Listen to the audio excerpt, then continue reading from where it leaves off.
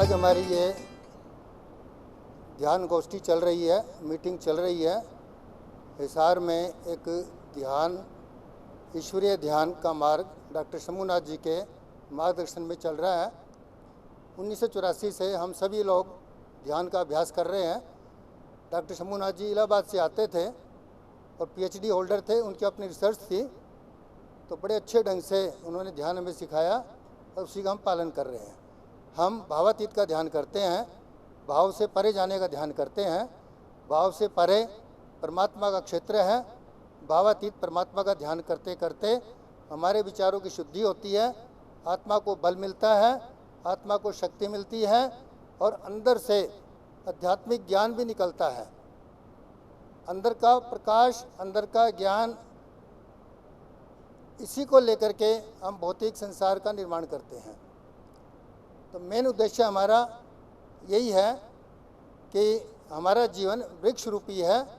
जैसे वृक्ष को ज़मीन से खुराक मिल जाए तो पूरा वृक्ष हरा भरा हो जाता है, ठीक इसी प्रकार से अगर हमें आत्मा की खुराक मिल जाए तो हमारा पूरा जीवन हर क्षेत्र में हरा भरा हो जाएगा। तो उनका एक सिद्धांत था कि ध्यान करो और आराम करो और स्वाभाविक क्रिया करो। ये तीन बातें उनके सिद्धांत में थी। उन्होंने ध्यान को 7 अवस्थाओं में बांट रखा था। ये 3 बातें लागू होती है ब्रह्मी चेतना के पश्चात। ब्रह्मी चेतना में आने के बाद ये ध्यान, आराम और स्वाभाविक क्रिया का सिद्धांत लागू हो जाता है। उससे पहले बुद्धि का सिद्धांत चलता है। अगर कोई गलती होती है गलत संस्कारों की वजह से, तो बुद्धि के द्वारा आदमी को अपना नियंत्रण करके गाइड करना होता है। धन्यवाद। तो भावातीत ध्यान का अभ्यास चल रहा है।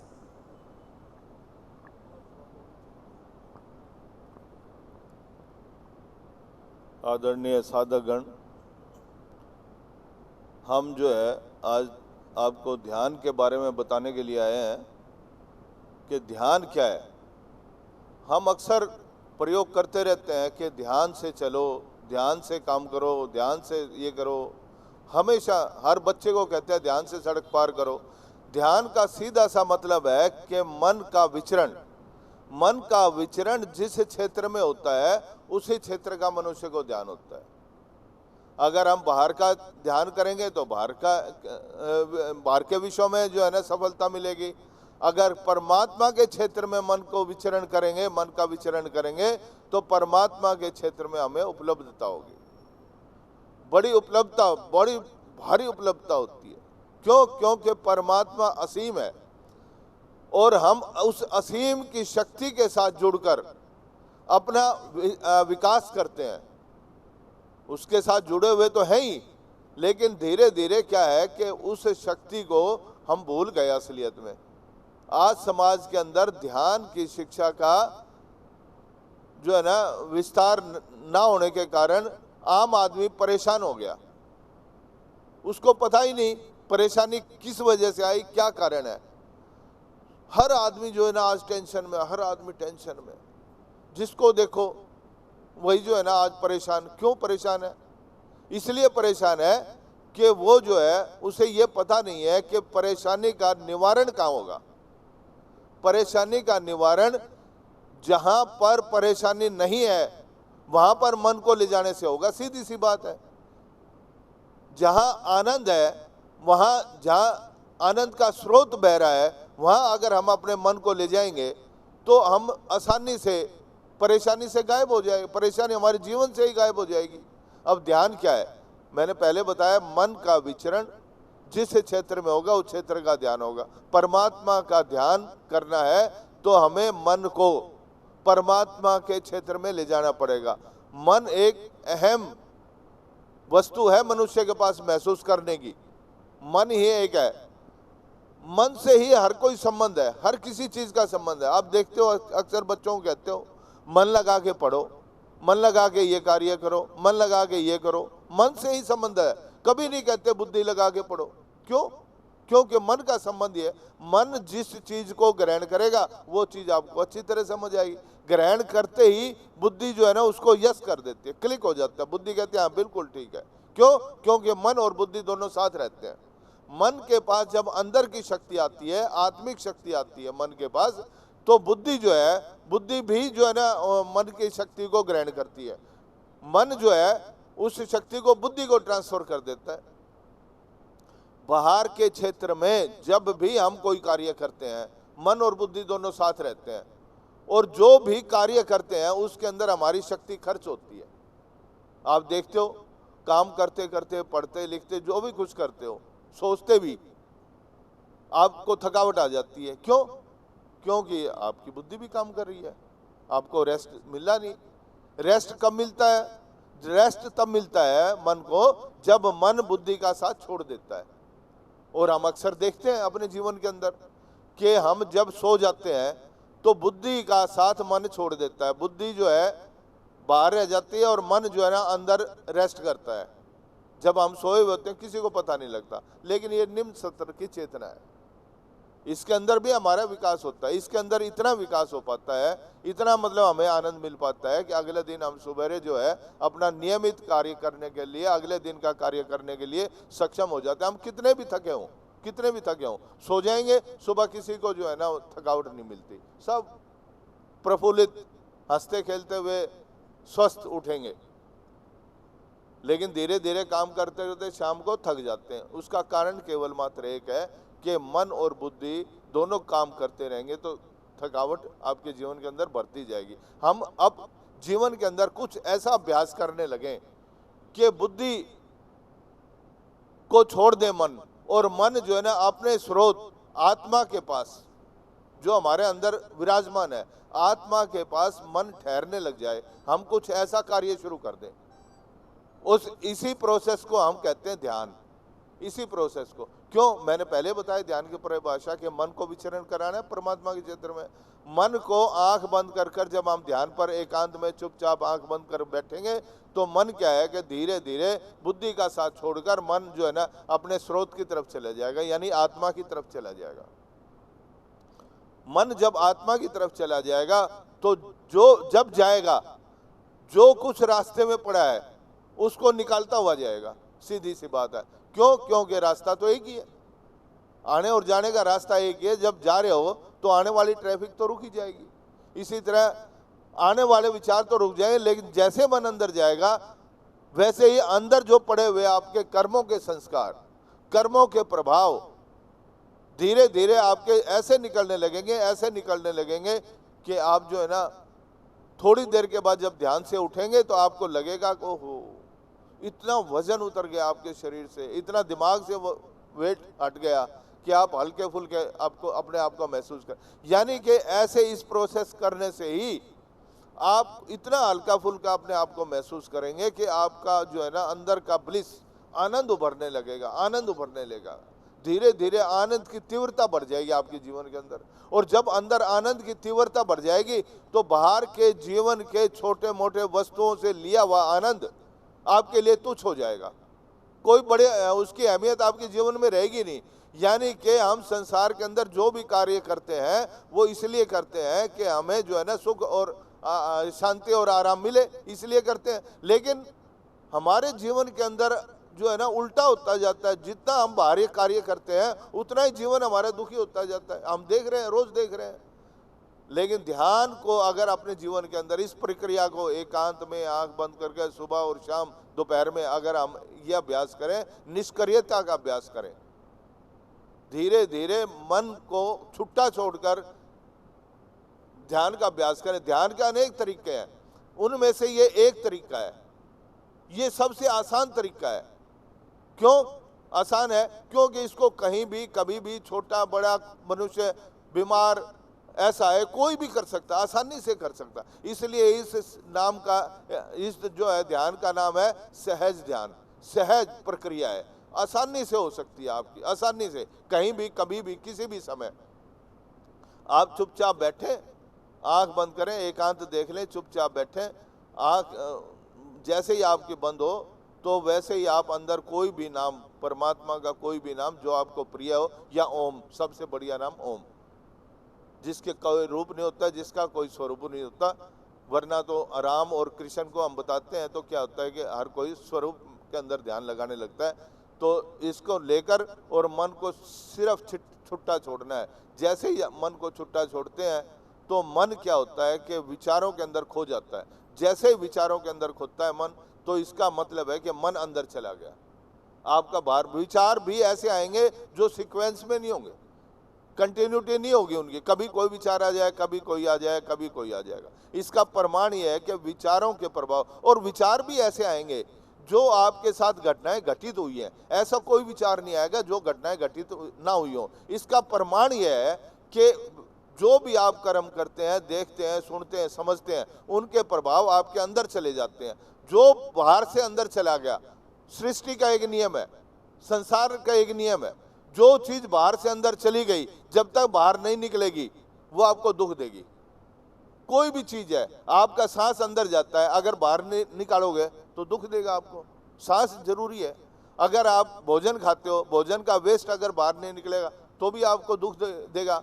पानी पीते हो, पानी भी अगर बाहर नहीं निकलेगा बाथरूम के रूप में तो भी आपको कष्ट देगा। जो चीज बाहर से अंदर चली गई अगर बाहर नहीं निकलेगी वो चीज आपको कष्ट देगी। तो सूक्ष्म रूप में कितने अनजाने कहे विचार बिना सोचे समझे हमारे जीवन के अंदर कितने हमारे माइंड के अंदर जा रहे हैं। आप देखो, आप टीवी देखते हो, किसी से बातें करते हो, किसी से फोन पर बातें करते हो, किसी से जो है ना संबंध बनाते हो, किसी से कुछ लेन देन करते हो, कुछ से कहा सुनी होती है, किसी से प्रेम करते हो, किसी से घृणा करते हो। कितने ही अनवांटेड विचार, अनवांटेड थॉट्स आपके अंदर चले जाते हैं। अरे जो है ना, ये जो है इतना सूक्ष्म रूप का कूड़ा है हमारे अंदर भर जाता है, अगर ये बाहर नहीं निकलेगा ना तो आपको कष्ट ही देगा। ठीक ऐसा ही प्रोसेस है। ये माइंड भी एक कंप्यूटर की तरह है। जैसे कंप्यूटर के अंदर आप जो है ना डाटा फीड करते जाते हो, फीड करते जाते हो, फीड करते हो, एक दिन क्या होता है, कंप्यूटर डाटा लेना बंद कर देता है, फीड होता जाएगा। उसको फिर क्या करोगे आप, कुछ ना कुछ डिलीट करोगे। ठीक यही प्रोसेस हमारा है। सारे दिन हमारे माइंड के अंदर डाटा फीड होते रहते हैं। जो भी हम काम करते हैं, देखते हैं, सुनते हैं, समझते हैं, ये फीड होता रहता है, फीड होता रहता है, फीड होता रहता है। और फिर हम क्या करते हैं, जब रात को हार थक कर सो जाते हैं, इनमें से कुछ डाटा ऑटोमेटिक भगवान ने सिस्टम बनाया कि इसको डिलीट कर देता है। जिसी के कारण, उसी के कारण हम अगले दिन काम करने के काबिल होते हैं। लेकिन ये तीन ही चेतनाएं, तीन तरह की चेतनाएं, चौथी चेतना जो है वो आती है भावातीत की, जो हम ध्यान करके अपनी चेतना को प्रकट करते हैं। ध्यान के अभ्यास से इस चेतना में जाते हैं, यानी कि भावों से परे, विचारों से परे, मन को जागृत अवस्था में विचारों से परे ले जाना, ये भावातीत अवस्था कहलाती है, भावों से परे की अवस्था कहलाती है। जब आप इससे परे चले जाते हो, इससे परे चले जाते हो तो बिल्कुल परमात्मा के उस क्षेत्र के पास पहुंच जाते हो जहां से आपके विचारों का उद्गम होता है, विचारों को निकलने की क्षमता होती है। वहां पर जब आप चले जाते हो, और जैसे ही वहां पर चले जाते हो, ठीक मन जो है ना वहां से भी स्लिप कर जाता है, परमात्मा के क्षेत्र में पहुंच जाता है, जो एब्सोल्यूट फील्ड में पहुंच जाता है, एकदम स्लिप करता है। जब स्लिप कर जाएगा उस वक्त पहचान क्या होगी कि आपको पता नहीं लगेगा। आपको यह महसूस होगा कि मैं जागृत अवस्था में था, लेकिन आपको पता नहीं लगेगा कि मैं कहाँ चला गया, मैं था या नहीं था उस वक्त। यानी कि जब कबीरदास जी कहते हैं कि जब हरि था तो मैं नहीं, मैं था तो हरि नहीं। जब आप भगवान के क्षेत्र में पहुंच गया आपका मन, तो आपका अहम जो है वहां से गायब हो गया, आप स्वयं गायब हो गए वहां से, और परमात्मा जो है ना के क्षेत्र में मन आपका पहुंच गया। मन आपका पहुंच गया तो यानी कि अपनी चित्त वृत्ति को, मन भी कुछ नहीं है, आत्मा का हिस्सा है असलियत में, तो अपनी चित्त वृत्ति को, इसका कोई सेपरेट एग्जिस्टेंस नहीं है मन का, यानी कि अपनी चित्त वृत्ति को बाहर से मोड़कर आप अंदर की तरफ प्रवाह कर देंगे तो ये चित्त वृत्ति, चित्त जो है सीधा आत्मा की शक्ति, आत्मा के पास पहुंच जाएगा। और जब आत्मा के पास, आत्मा के साथ स्थित रहेगा तो उसके गुण को ग्रहण कर लेगा। भाई सीधी सी बात है, आप भी सब जानते हो, जो जिसके साथ रहता है उसके गुण तो उसके अंदर आ ही जाते हैं। अगर आपका बच्चा एक निकम्मे बच्चे के साथ रहेगा तो उसमें निकम्मापन आ जाएगा। एक बच्चे होशियार के साथ रहेगा, अच्छे बच्चे के साथ रहेगा, अच्छे गुणों वाले बच्चे का संग करेगा, आपका बच्चा भी अच्छे गुण सीखेगा, अच्छा व्यवहार सीखेगा, अच्छा जो है ना बन जाएगा। सीधी सी बात है। आप रोज देखते हैं किसी भी बच्चे को आप इंग्लिश थोड़े सिखाते हैं, आप पंजाबी थोड़े सिखाते हैं, आप उर्दू थोड़े सिखाते हैं। आपका बच्चा छोटा होता है, उसको कोई पढ़ाई नहीं होती, लेकिन आप घर में बोलते हैं, आपको देख देख के वो इंग्लिश भी बोलता है। घर में इंग्लिश बोलते हैं आप, वो बच्चा इंग्लिश बोलता है। आप घर में पंजाबी बोलते हैं, बच्चा पंजाबी बोलता है। घर में उर्दू बोलते हैं, बच्चा उर्दू बोलता है। इसमें क्या बात है? संग का असर पड़ेगा। ठीक इसी तरह जब मन आत्मा के नजदीक जाएगा तो आत्मा के प्रभाव उसके अंदर आ जाएंगे, और जैसे ही आत्मा के प्रभाव आएंगे, मन का जो है ना शक्तिशाली होना हो जाएगा। जैसे ही मन शक्तिशाली होगा, क्यों शक्तिशाली कैसे हुआ? आत्मा के गुण लेके आया। आत्मा के गुण क्या? आनंद में, ज्ञान में, शक्ति में, जो है ना ये आत्मा के गुण है। आनंद परमात्मा का एक नाम है, सच्चिदानंद। सत, चित और आनंद ये परमात्मा के गुण है, इसीलिए कहते हैं सच्चिदानंद भगवान की जय। तो परमात्मा को इन गुणों से ही पहचाना जाता है। परमात्मा कोई व्यक्ति नहीं है, परमात्मा की कोई मूर्ति नहीं है, परमात्मा एक शक्ति है। कोई भी शक्ति का जो है ना कोई भी रूप नहीं होता, कुछ भी नहीं होता, शक्ति का कोई रूप नहीं होता किसी शक्ति का। आप देख रहे हो रोज तारों में बिजली चल रही है, कोई रूप थोड़ी है। दूध के अंदर एक शक्ति है पौष्टिक बनाने की, लेकिन दिखा थोड़ी सकते हो। किसी भी शक्ति का कोई रूप नहीं होता। इसी तरह परमात्मा की शक्ति का भी कोई रूप नहीं होता।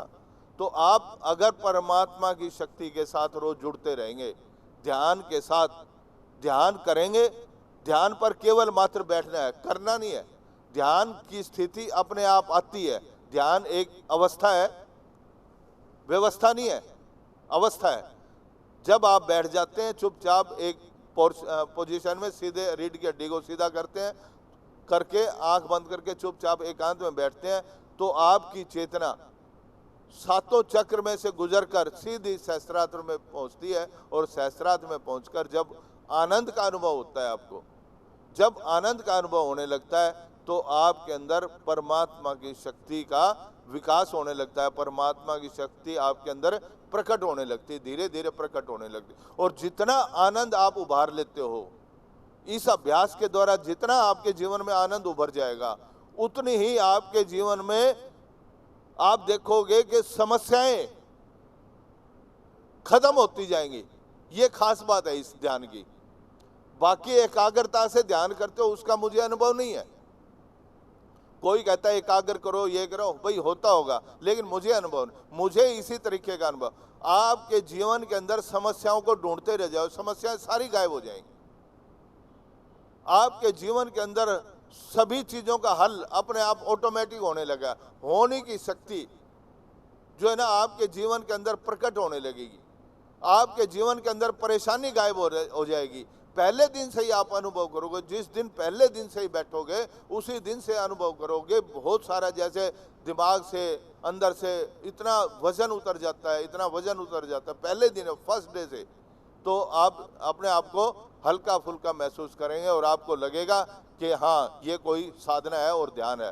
तो जीवन को बढ़िया चलाने के लिए, जीवन का कल्याण करने के लिए, क्योंकि जीवन किसका है? जीवन हमारी जीवात्मा का है, शरीर का नहीं है। शरीर तो ऐसे ही रहता है, जीवात्मा का शरीर है। इस जीवात्मा पर जितना बाहर से मैल चढ़ाए जाएंगे, जितना बाहर से मैल चढ़ाए जाएंगे, उतनी ये जीवन जो है ना, जीवात्मा जो है ना खराब होती जाएगी, उतना ही खराब होती जाएगी, उतनी मैली होती जाएगी। तो इस जीवन को अच्छी तरह चलाने के लिए जीवात्मा को जो है ना शुद्ध करने का तरीका मैं कहता हूँ ध्यान है। और इसी के साथ जीवन को बढ़िया चलाने के लिए सारी समस्याओं को हल करने का तरीका भी ध्यान है। दूसरा कोई तरीका नहीं है। सभी कहते हैं काम, क्रोध, लोभ, मोह को छोड़ दो। किसी से छुड़ा नहीं, आज तक नहीं छुड़ा। क्यों? क्योंकि ये अंदर है, इनकी जड़ें अंदर है, बाहर नहीं है इनकी जड़ें, इनकी जड़ें अंदर है। और जब तक अंदर से जड़ों को नहीं उखाड़ोगे तो बाहर से समझाकर, अपने मन को समझाकर कब तक जो है ना आप इन चीजों को जीवन से गायब कर सकते हो? हो ही नहीं सकता, संभव ही नहीं है। लेकिन ध्यान करोगे, जैसे जैसे ध्यान करोगे आपके जीवन के अंदर आनंद की जो तीव्रता बढ़ेगी, आनंद की तीव्रता बढ़ेगी। तो ना तो लोभ रहेगा, ना काम रहेगा, ना क्रोध रहेगा। धीरे धीरे सारी की सारी चीज़ें आपके जीवन से ऐसे गायब हो जाएंगी जैसे अपने लोकल भाषा में कहते हैं भेड़ के सिर पर से सींग चले गए।